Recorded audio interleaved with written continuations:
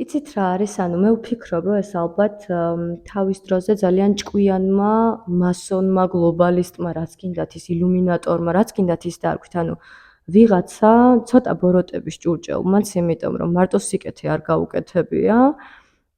რაღაცები იმდენად გაამარტივა, რომ გაგვიზარმაცა გონება მაგალითად. აი ანგარიშის თვალსაზრისით თუნდაც რაც კალკულატორი შეიქმნა, ხო? ეხლა მე იმას არ ვიცახი, რომ მილიარდებზე და მილიონებზე ადამიანი ესე გამრავლება გაყოფაში იყოს, მაგრამ რაღაც ელემენტარული ხომ უნდა შეეძლოს არა?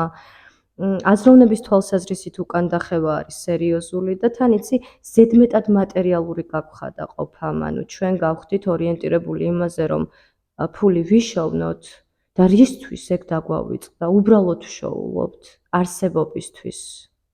და ალბათ ეს არის პრობლემა. ვფიქრობ, რომ რაღაც შიში მართავს ამ ყველაფერს და ეს გადარჩენის ინსტინქტი ალბათ. კი. და როგორ უნდა დავაბალანსოთ ეს შიში, როგორ არ უნდა გქონდეს?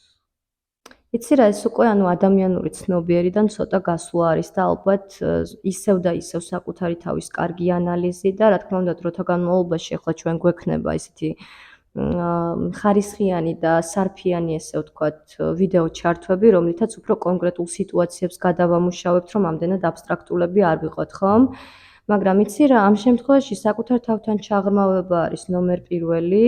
შველა რომ ჩამოწერო თუნდაც ადამიანმა ამოაკონსპექტო რისთვის ცხოვრობ და საერთოდ რა გინდა. აი ხარ მაგალითად ემიგრაციაში, ხო? შრომობ გიჟურად და აი მაგდანას ლურჯა ხარ. რატომ აკეთებ ამას? იმიტომ რომ ვიღაცა საარსებო წყარო ქონდეს, თუ ბევრად უფრო მეტისთვის, ხო მაინც შრომობ.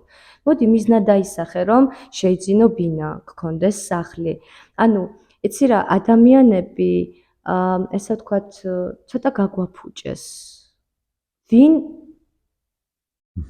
მაგრამ გაგვაფუჭეს, იმიტომ რომ ჩვენ ბრჭყალებში გვაიძულეს, რომ ვიყოთ ორიენტირებულები გადარჩენაზე და ჩვენ არ უნდა გადავრჩეთ, ჩვენ უნდა ვიცხოვროთ, ჩვენ უნდა ვიცოცხლოთ და ჩვენ უნდა ვისიამოვნოთ ჩვენი ყოველდღიური